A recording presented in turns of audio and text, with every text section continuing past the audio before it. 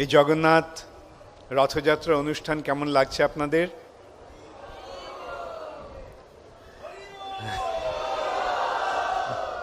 হরিবল মানে খুব ভালো লাগছে।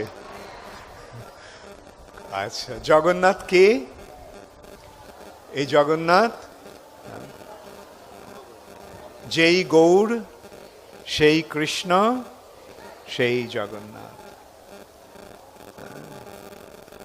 কৃষ্ণই হচ্ছেন জগন্নাথ, আর সেই কৃষ্ণই এসেছেন শ্রীকৃষ্ণ চৈতন্য মহাপ্রভু রূপে। এটা কার কার জানা আছে? খুব ভালো। তাহলে এখন প্রশ্ন ওঠে, তো কৃষ্ণকে তো একরকম দেখতে, তাহলে জগন্নাথের এই রূপটা কেন এরকম? জগন্নাথ যদি কৃষ্ণ হয়, তাহলে জগন্নাথ কেন এই রকম ভাবে আছে? এই জগন্নাথ কৃষ্ণ কিভাবে বা কেন এই রূপ পরিগ্রহ করলেন, সেটা কার কার জানা আছে? আচ্ছা, কার কার জানা নেই? কে কে জানতে চান? যাদের জানা আছে তারাও জানতে চান? হ্যাঁ, আচ্ছা। এই সম্পর্কে স্কন্দ পুরাণে বর্ণনা রয়েছে। হ্যাঁ, সেই বর্ণনা, এই বর্ণনা আমরা সাধারণত তিনটি উৎস থেকে আমরা পাই। একটা হচ্ছে স্কন্দ পুরাণ, একটি হচ্ছে চৈতন্য চরিতামৃত, আরেকটি হচ্ছে আমাদের পরমারাধ্যতম পরম গুরুদেব শ্রীল ভক্তি সিদ্ধান্ত সরস্বতী ঠাকুরের বর্ণনা। যাক, তিনটে তো একসঙ্গে বলা যাবে না, আমি দেখছি কতটুকু বলা যায়। এমনিতে আমি শুনলাম যে প্রোগ্রাম আধ ঘন্টা পিছিয়ে আছে, তো আধ ঘন্টা পিছিয়ে আছে, তো আমি যদি আরও দেরি করিয়ে দিই তাহলে তো আরও দেরি হয়ে যাবে। তো আমি চেষ্টা করব আধ ঘন্টার মধ্যে যে পিছিয়ে আছে, আমি আর বেশি সময় নেব না, তার মধ্যেই আমি যতটুকু পারি বলে নেব। স্কন্দ পুরাণের বর্ণনা হচ্ছে, অবন্তী নগরীতে সত্যযুগে মহারাজ ইন্দ্রদ্যুম্ন নামে এক রাজা ছিলেন। তিনি যদিও রাজা, তিনি মহান ভগবত ভক্ত এবং তিনি ভগবানের দর্শনের জন্য অত্যন্ত ব্যাকুল হয়ে উঠেছেন। এখন সত্যযুগে ভগবানকে দর্শন কিভাবে হয়, কার কার জানা আছে? সত্যযুগে ভগবানের দর্শন কিভাবে হয়? সত্যযুগে ভগবানের দর্শন কি মন্দিরে দর্শন হয়? হয়। তাহলে সত্যযুগে কিভাবে দর্শন হয়? সত্যযুগে ধ্যানের মাধ্যমে হৃদয়ে ভগবানকে দর্শন হয়। এখন সেই হৃদয়ে ধ্যানের মাধ্যমে, সত্যযুগে যুগধর্ম কি? ধ্যান। সেই ধ্যানের মাধ্যমে হৃদয়ে ভগবানকে দর্শন করার যে পদ্ধতি বা প্রক্রিয়া, সেটা অত্যন্ত সময় সাপেক্ষ। দীর্ঘকাল, মানে হাজার হাজার বছর এইভাবে ধ্যান করার মাধ্যমে অবশেষে ভগবানের কৃপার প্রভাবে হৃদয়ে ভগবানকে দর্শন সম্ভব হয়। তো ইন্দ্রদ্যুম্ন মহারাজের পক্ষে তার রাজ্য ছেড়ে ধ্যানের মাধ্যমে ভগবানকে দর্শন করা সম্ভব নয়। মন্ত্রীরা কিছুতেই তাকে রাজ্য ছেড়ে চলে যেতে দিচ্ছেন না। এদিকে রাজা ব্যাকুল হয়ে উঠেছেন ভগবানকে দর্শন করার জন্য। তখন একদিন এক তৈত্বিক ব্রাহ্মণ, মানে যে ব্রাহ্মণ তীর্থে তীর্থে ভ্রমণ করে বেড়ান, সেই এক ব্রাহ্মণ রাজসভায় এসে ঘোষণা করলেন যে নীলাদ্রি পর্বত, যা লবণ সমুদ্রের তীরে অবস্থিত, লবণ সমুদ্রের তীরে নীলাদ্রি পর্বতে নীলমাধব রূপে ভগবান বিরাজ করছেন। কিন্তু সেই নীলাদ্রি পর্বত কোথায় এবং সে সম্বন্ধে জানার আগেই সেই ব্রাহ্মণটি ওখান থেকে অন্তর্হিত হয়ে গেলেন। সেই ব্রাহ্মণকে আর দেখা গেল না। তখন কি করা যায়? তখন রাজা ঠিক করলেন বিভিন্ন ব্রাহ্মণদের বিভিন্ন দিকে পাঠালেন সেই নীলাদ্রি পর্বতে নীলমাধব কোথায় আছে তা খুঁজে পার করার জন্য। তো কিছুকাল অনুসন্ধানের পরে সমস্ত ব্রাহ্মণেরা ফিরে এসেছে। কেবল ফিরে এলো না রাজার রাজপুরোহিত বিদ্যাপতি। এদিকে বিদ্যাপতি ঘুরতে ঘুরতে নীলমাধবের অন্বেষণ করতে করতে একটা শবর পল্লীতে এসে উপস্থিত হলেন। শবরেরা শবর হচ্ছে এই যেমন অন্তজ, বৈদিক হচ্ছে প্রথা হচ্ছে 4টি বর্ণের ভিত্তিতে, ব্রাহ্মণ, ক্ষত্রিয়, বৈশ্য, শূদ্র, এবং যারা এই 4টি বর্ণেরও নিচে আছে তাদের বলা হয় অন্তজ। এই শবরেরা হচ্ছে অন্তজ, মানে বর্ণাশ্রম ধর্মের বৈদিক সংস্কৃতির বাইরে, এরকম যাদেরকে আমরা সাধারণত বলা হয় নিচ জাতি ইত্যাদি। যাই হোক, কিরাট, পুলিন্দ্র, পুলক্ক, পুক্কষা, অন্ধ্র, আভির, পিলান্দ, পুক্কষা, এরকম শবরেরা হচ্ছে অন্তজ। কিন্তু এই শবর পথশ্রান্ত হয়ে অত্যন্ত ক্লান্ত হয়ে বিদ্যাপতি সেই শবরপল্লীতে এসে পৌঁছেছে। সেখানে যে বাড়িতে গেছে, বাড়ির সামনে দরজা ধাক্কা দিয়েছে, সে বাড়ি থেকে সেখান থেকে একটা যুবতী মেয়ে এসে তাকে অভ্যর্থনা জানালো, জানিয়ে তাকে বলল যে তার বাবা বিশ্ব বসু হচ্ছে শবরদের রাজা বা শবরদের নেতা। বিশ্ব বসু তখন বাড়িতে ছিল না। তো সেই ললিতা বিদ্যাপতিকে আমন্ত্রণ জানালো, আপনি আমাদের আতিথ্য গ্রহণ করুন। এবং বিশ্ব বসু যখন ফিরে এলো তখনও দেখলো যে তার বাড়িতে এক ব্রাহ্মণ অতিথি রূপে এসেছে। সে মহা আনন্দে সে বিদ্যাপতিকে সম্বর্ধনা জানালো, এবং যখন দেখলো যে সে অত্যন্ত পরিশ্রান্ত তখন তাকে অনুরোধ করলো, আপনি কিছুদিন আমার এখানে থেকে বিশ্রাম করুন। বিদ্যাপতিও রাজি হলো। ইতিমধ্যে বিদ্যাপতি যখন ছিল, কালক্রমে সে বিশ্ব বসুর অনুরোধে বিদ্যাপতি ললিতাকে বিবাহ করল। এখন প্রশ্ন হতে পারে, ব্রাহ্মণ অন্তজকে বিয়ে করছে, এটা কিরকম?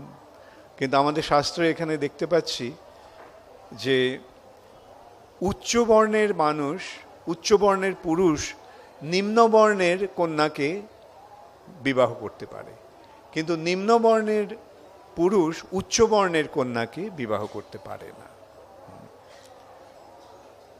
তো যেহেতু নিচ বর্ণের, সুতরাং বিদ্যাপতির পক্ষে ললিতার বিবাহ অসঙ্গত হয়নি।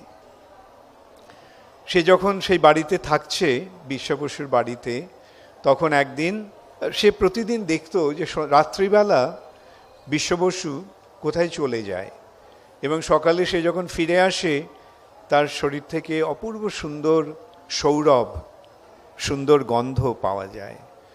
তখন সে জিজ্ঞাসা করলো ললিতাকে, তোমার বাবা কোথায় যায় প্রতিদিন রাত্রে?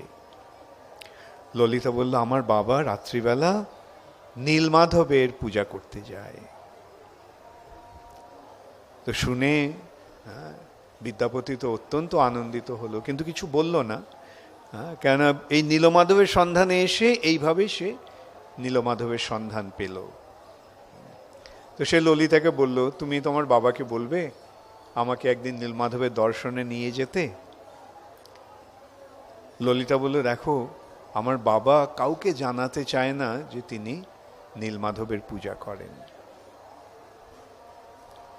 তা বাবা যদি জানতে পারে যে আমি তোমাকে বলেছি, তাহলে বাবা আমার প্রতি অত্যন্ত ক্রোধান্বিত হবেন। বিদ্যাপতি বলল, দেখো আমি তোমার স্বামী, আর তোমার পিতা হচ্ছে আমার শ্বশুর। সুতরাং আমাদের মধ্যে তো কোনো লুকোবার কারণ নেই, তোমরা তুমি তোমার বাবাকে বলো। তখন ললিতা তার বাবাকে অনুরোধ করলো বিদ্যাপতিকে নিয়ে যাওয়ার জন্য। এখন কেন বিশ্ব বসু এইভাবে গোপন রাখছিল নীলমাধবের কথা? তার কারণ হচ্ছে যে বৈদিক প্রথায় কেবল ব্রাহ্মণেরাই ভগবানের পূজা করতে পারে, ব্রাহ্মণ ছাড়া অন্যদের পূজা করা রীতি নেই। আর অন্তজ ভগবানের পূজা করছে, সেটা তো সমীচীন নয়। এটা জানাজানি হয়ে গেলে বিশ্ব বসু মহা বিপদে পড়তে পারে। এখানে আমরা আরেকটা জিনিস দেখতে পাচ্ছি, যে বৈদিক প্রথায় এই সমস্ত নিয়মগুলি রয়েছে যে ব্রাহ্মণ ছাড়া কেউ পূজা অর্চনা করতে পারে না। কিন্তু আমরা আবার দেখতে পাচ্ছি এই শাস্ত্রের মাধ্যমে যে যদিও ব্রাহ্মণ ছাড়া অন্য কেউ পূজা অর্চনা করতে পারে না, কিন্তু ভগবানের পূজা যে কেউ করতে পারে। অন্তজ পর্যন্ত যে সমাজে সবচাইতে অত্যন্ত নিম্ন স্তরে রয়েছে, যারা পশু শিকার করে জীবিকা নির্বাহ করে, তারা পর্যন্ত ভগবানের পূজা করতে পারে। সে সম্বন্ধে আমাদের কি শাস্ত্রে কি বলা হচ্ছে? চণ্ডালোপি দ্বিজশ্রেষ্ঠ হরিভক্তি পরায়ণা। চণ্ডালও যদি ভগবানের ভক্ত হয়, তাহলে সে ব্রাহ্মণ থেকেও ঊর্ধ্বে, ব্রাহ্মণের থেকেও ঊর্ধ্বে রয়েছে এই ভগবত ভক্তের স্থান। তিনি যদি চণ্ডালও হন, তাতেও তবুও তার স্থান ব্রাহ্মণেরও ঊর্ধ্বে। তো এইভাবে আমরা শাস্ত্রের মাধ্যমে, বর্ণনার মাধ্যমে এই সমস্ত তত্ত্বগুলো আমরা পেয়ে যাচ্ছি। বিশ্ব বসু সবর, কিন্তু সে ভগবানের পূজা করছে। বৈদিক সংস্কৃতির পরিপ্রেক্ষিতে দেখতে গেলে বিশ্ব বসু দণ্ডনীয়, কিন্তু ভগবানের কৃপার কাছে সে হচ্ছে ভগবানের মহান কৃপা পাত্র। তো বিশ্ব বসু রাজি হলো বিদ্যাপতিকে নিয়ে যেতে একটা শর্তে, তাকে চোখ বেঁধে নিয়ে যাওয়া হবে, যাতে সে জানতে না পারে বিদ্যাপতি নীলমাধব কোথায় আছে। তো এইভাবে রাজি হয়ে গেল বিদ্যাপতি। কিন্তু সে ললিতাকে বলল যে আমাকে একটু সর্ষে দিও। কেন? কেন এই পুজোয় লাগবে। তো সেই শস্যটা আঁচলে বেঁধে, শস্যের দানাগুলো আঁচলে বেঁধে চোখ বাঁধা অবস্থায় বিদ্যাপতি যাচ্ছে, বিশ্ব বসু ওকে হাত ধরে নিয়ে যাচ্ছে। আর বিদ্যাপতি কি করলো? সেই শস্যগুলো নিয়ে যাওয়ার পথে সেগুলি ছড়াতে ছড়াতে গেল। কেন করলো সেটা আমরা পরে দেখতে পাবো।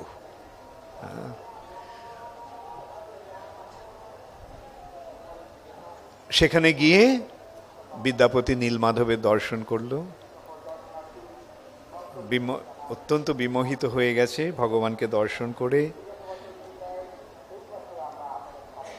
আর এদিকে বিশ্ব বসু গেছে বন থেকে ফল ফুল সংগ্রহ করে আনতে ভগবানের পূজার জন্য। বিদ্যাপতি দাঁড়িয়ে ওখানে বসে আছে। হঠাৎ দেখলো যে ওখানে একটা পুকুর, সেই পুকুরের মধ্যে একটা কাক গাছ থেকে মরে গিয়ে কাকটা পুকুরের জলে পড়ল।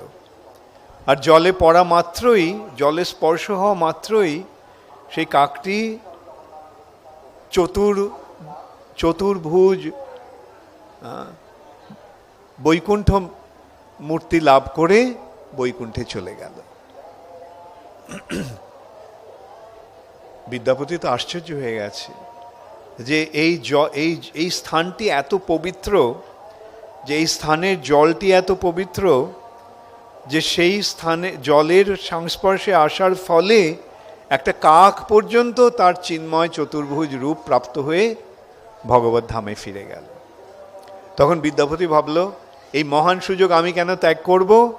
আমিও আমার জীবন বিসর্জন দিয়ে আমি বৈকুণ্ঠ মুক্তি লাভ করি। কিন্তু তখন বিদ্যাপতি একটা আকাশবাণী শুনতে পেল।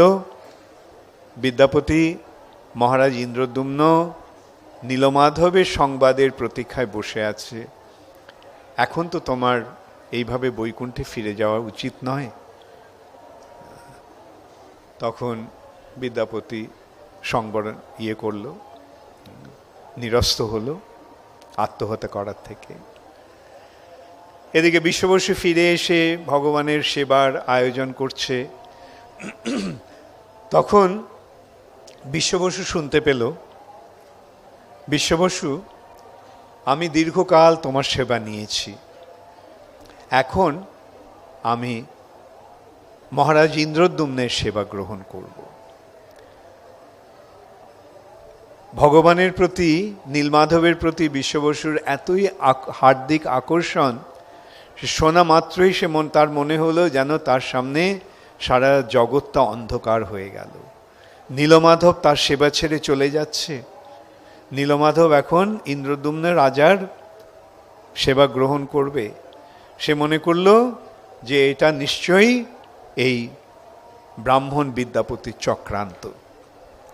বিদ্যাপতির প্ররোচনায় নীলমাধব এখন ইন্দ্রদ্যুম্নের সেবা গ্রহণের প্রয়াসী হয়েছে।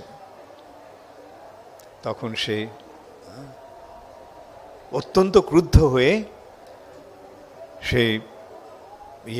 সেই অভিযোগ আনলো বিদ্যাপতির কাছে। তুমি আমার নীলমাধবকে নিয়ে যাচ্ছ, এটা আমি কখনো হতে দেব না। আমি তোমাকে প্রাণে মেরে ফেলতাম যদি তুমি আমার জামাতা না হতে।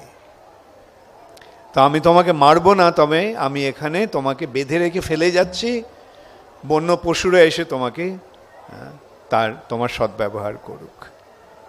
এই বলে তাকে ওখানে বেঁধে রেখে সে বাড়ি ফিরে গেছে। একা ফিরে আসতে দেখে ললিতা তাকে জিজ্ঞাসা করলো, বাবা, তোমার জামাই কোথায়? বিশ্ববসু তখন সমস্ত ঘটনা তাকে বলল। যাই হোক, ললিতা তো তার পত্নী, তো ললিতা তখন আর্তনাদ করতে করতে বিদ্যাপতিকে খুঁজতে চলে গেল এবং অবশেষে সে জঙ্গলের মধ্যে বিদ্যাপতিকে খুঁজে পেল এবং তাকে সেই বন্ধন মোচন করে দিল এবং তখন বিদ্যাপতি ফিরে চলে গেল অবন্তী নগরীতে মহারাজ ইন্দ্রদ্যুম্নকে খবর দেওয়ার জন্য। মহারাজ ইন্দ্রদ্যুম্ন সেই খবর পেয়ে সৈন্য সামন্ত নিয়ে এসেছেন নীলাদ্রি পর্বতে নীলমাধবকে দর্শন করার জন্য। ইতিমধ্যে সেই শস্যের দানাগুলি শস্য গাছে পরিণত হয়ে গেছে। সেই গাছগুলো দেখে দেখে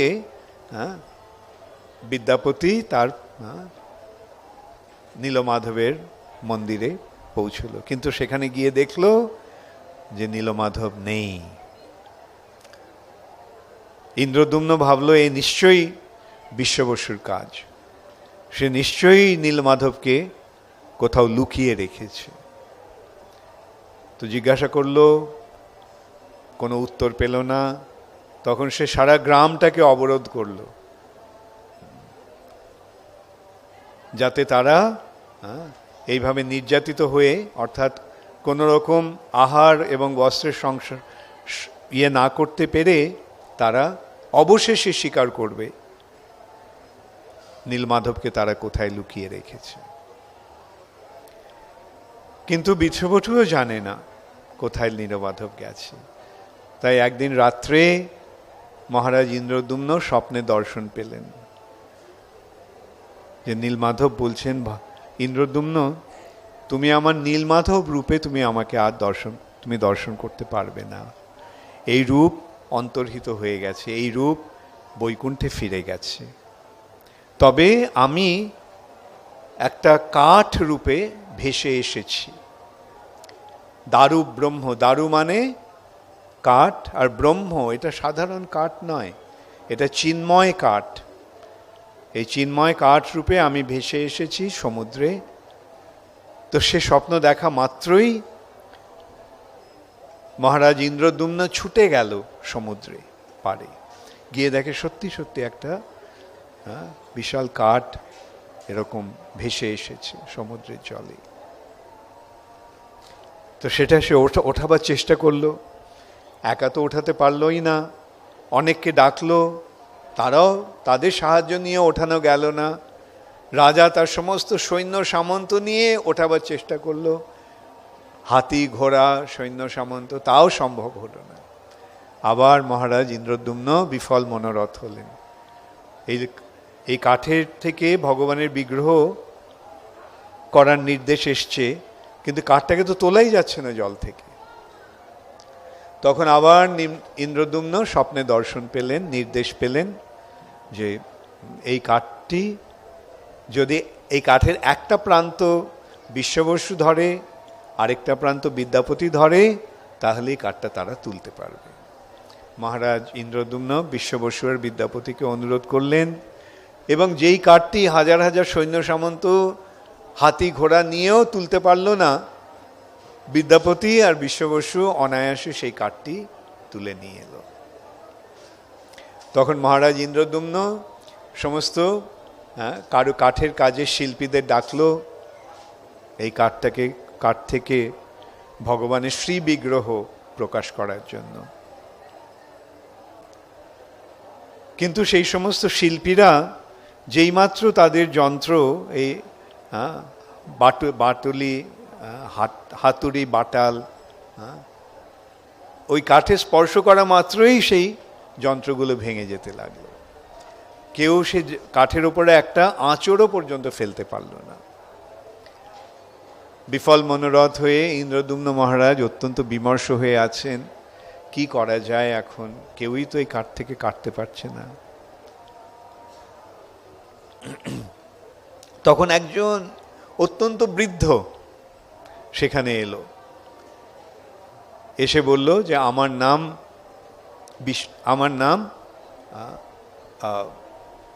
বিষ্ণু শর্মা, আমি এই কাঠটি থেকে এই ভগবানের বিগ্রহ প্রকাশ করব। রাজা আশ্চর্য হয়ে গেছে, এই সমস্ত কারিগরেরা ইয়ে করতে পারল না, আর এই বৃদ্ধ বলছে যে এই কাঠের থেকে বিগ্রহ প্রকাশ করবে। সরি, ওর নাম বিষ্ণু শর্মা না, ওর নাম হচ্ছে অনন্ত মহারানা, অনন্ত মহারানা। তো রাজা বললেন যে আপনি এত বৃদ্ধ, আপনি পারবেন?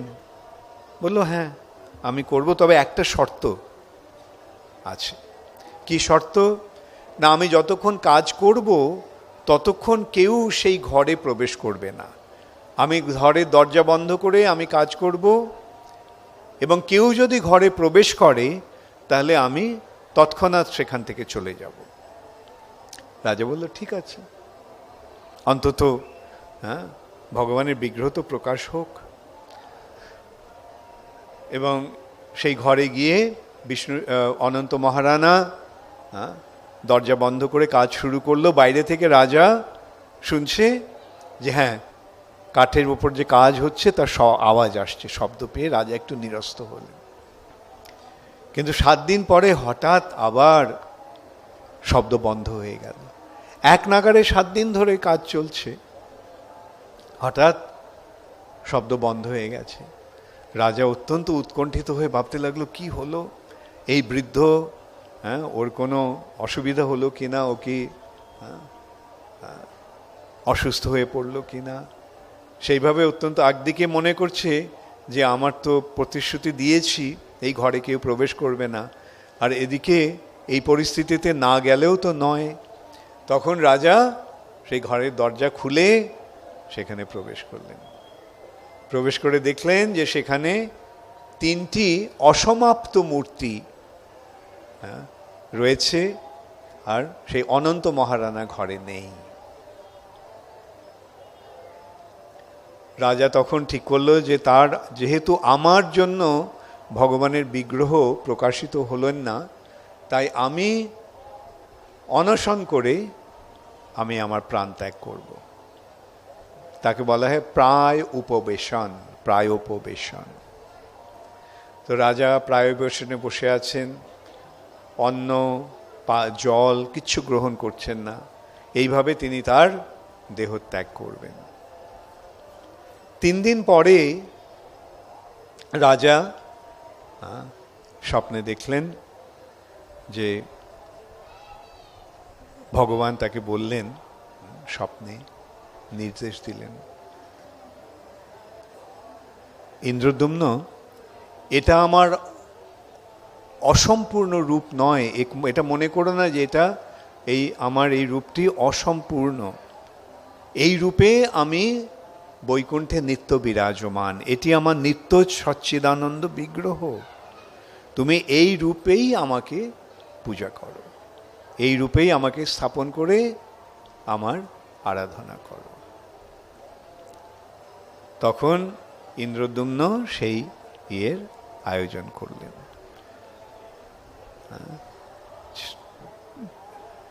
ভগবানের সেই যে আপাত দৃষ্টিতে যে অসম্পূর্ণ রূপ, সেটিকে শৃঙ্গার করে স্থাপন করলেন।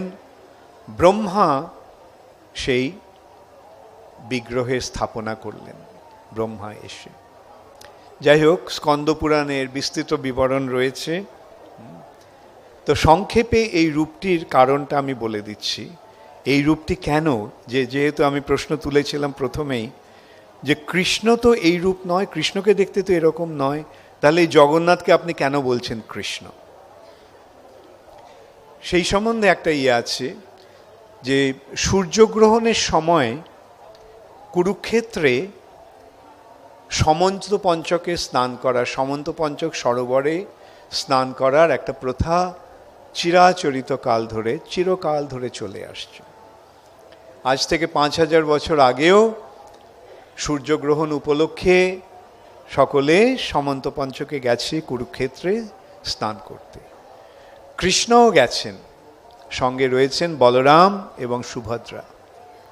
আবার ব্রজবাসীরাও এসেছেন বৃন্দাবন থেকে সেই সূর্যগ্রহণ উপলক্ষে সমন্ত পঞ্চকে স্নান করার জন্য।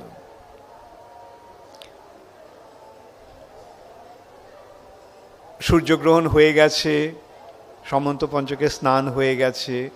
পরের দিন যখন সকলে যাওয়ার উদ্যোগ করছে, ব্রজবাসীরা তখন শুনতে পেল যে কৃষ্ণ কুরুক্ষেত্রে এসেছে। শোনা মাত্রই তো তারা কৃষ্ণকে দর্শন করার জন্য ছুটে গেলেন। 100 বছর ধরে তারা কৃষ্ণকে দর্শন করেননি। কৃষ্ণকে অক্রূরে যখন নিয়ে যায়, কৃষ্ণ তাদের প্রতিশ্রুতি দিয়েছিলেন যে আমি শীঘ্রই ফিরে আসব, কিন্তু 100 বছর অতিক্রান্ত হয়ে গেছে, কৃষ্ণ ফিরে আসেনি। তখন যে ব্রজবাসীদের কি অবস্থা হয়েছিল তার বর্ণনা আমাদের শাস্ত্রে রয়েছে, বিশেষ করে শ্রীমদ্ ভাগবতে খুব সুন্দরভাবে রয়েছে। সে সম্বন্ধে বলা হচ্ছে যে ব্রজ গোপিকারা তারা নিমেষ মাত্র কৃষ্ণের অদর্শন সহ্য করতে পারত না।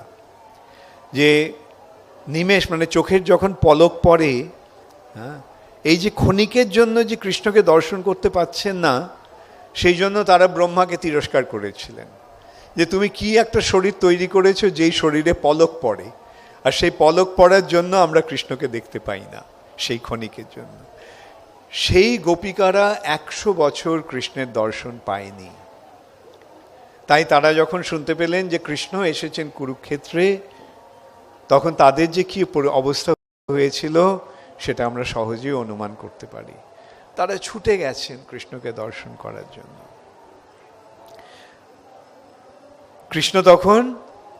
কৃষ্ণ যাওয়ার জন্য প্রস্তুত হয়েছে, রথে উঠে গেছে, রথ এখন ছাড়বে। সেই সময় ব্রজবাসীরা সেখানে এসে উপস্থিত হলেন। একদিকে কৃষ্ণকে দর্শন করে তাদের খুব আনন্দ হলো, কিন্তু রাধারানীর মন রাধারানীর মনে মনটা সন্তুষ্ট হলো না। রাধারানীর মনে মনোভাব, এই কি কৃষ্ণ? এ তো আমাদের কৃষ্ণ নয়। আমার যে কৃষ্ণ সে তো গোপবালক, রাখাল, আর এ তো রাজকুমার। আমার কৃষ্ণের মাথায় ময়ূরের পাখম, ময়ূরের পাখা, আর এর মাথায় রাজমুকুট। আমার কৃষ্ণের হাতে বাঁশি, আর এই কৃষ্ণের হাতে ধনুক বাণ তলোয়ার। আমার কৃষ্ণের গলায় বনফুলের মালা, এর গলায় কণ্ঠহার।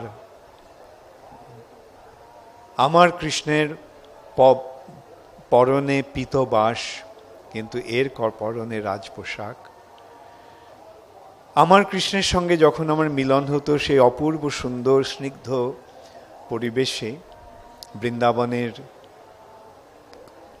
যমুনার তীরে, যেখানে যেই ইয়েটি কৃষ্ণের মধুর মুরলীর পঞ্চম জুষে উদ্ভাসিত, আর এখানে এত কোলাহল, চারদিকে রাজপুরুষেরা তাদের অস্ত্রশস্ত্রের ঝনঝনি হচ্ছে, হাতি ঘোড়াদের রেশারব হচ্ছে। রাধারানীর মন ভরল না। রাধারানী যেন বিফল মনোরথ হয়েছেন। সেটা দেখে ব্রজবাসীরা তখন কি করলেন? ভাবলেন যে এখানে কৃষ্ণের দর্শন, এখানে কৃষ্ণের সঙ্গে রাধারানীর মিলন সমীচীন হবে না। তাই তারা কৃষ্ণের রথ, ঘোড়া শহর কৃষ্ণের রথ ধরে টানতে টানতে সেই রথ নিয়ে চললেন বৃন্দাবনের দিকে। আর সঙ্গে বলরাম রয়েছে। বলরামও তো তাদেরই একজন সঙ্গী। আর দুই ভাইকে যদি নিয়ে যাওয়া হয় তাহলে তো বোনকেও তো একলা ফেলে রেখে যাওয়া যায় না। তাই তার রথ থেকেও তারা টানতে টানতে এইভাবে কৃষ্ণের রথ, বলরামের রথ, সুভদ্রার রথ তারা টানতে টানতে নিয়ে চললেন বৃন্দাবনে। সেই বৃন্দাবনে রাধারানীর সঙ্গে কৃষ্ণের মিলন ঘটানোর জন্য। আর এদিকে কৃষ্ণ এত দীর্ঘকাল পরে এই ব্রজবাসীদের, তার অন্তরঙ্গ সঙ্গীদের দর্শন করে তারও এত আনন্দ হলো যে তার মুখ এক অপূর্ব সুন্দর হাসিতে উদ্ভাসিত হলো। তার চোখ দুটি পূর্ণ বিকশিত পদ্মের মতো প্রস্ফুটিত হলো, এবং তার হাত দুটি প্রসারিত হলো তার সেই ভক্তদের আলিঙ্গন করার উদ্দেশ্যে। এইটি হচ্ছে জগন্নাথের রূপ। কৃষ্ণ, এই জগন্নাথ, এই রূপে তিনি তার ভক্তদের সান্নিধ্য পেয়ে, ভক্তদের সান্নিধ্য লাভ করে তিনি আনন্দে আকুল হয়ে উঠেছেন, এবং সেই ভক্তদের আলিঙ্গন করার জন্য তিনি ব্যাকুল হয়ে উঠেছেন। সেইটি হচ্ছে এই জগন্নাথের রূপ।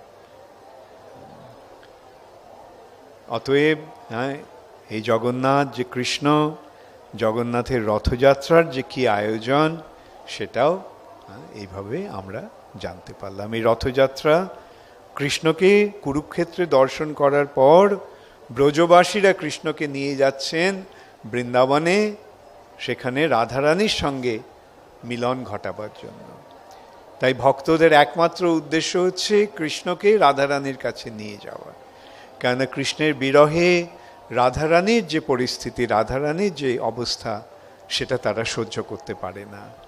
তাই তারা সব সময় রাধারানীর সঙ্গে কৃষ্ণের মিলন ঘটাবার আয়োজন করে। হরে কৃষ্ণ। তাহলে এখন 7:30 বেজে গেছে। আমি ভেবেছি একটু কীর্তন করব।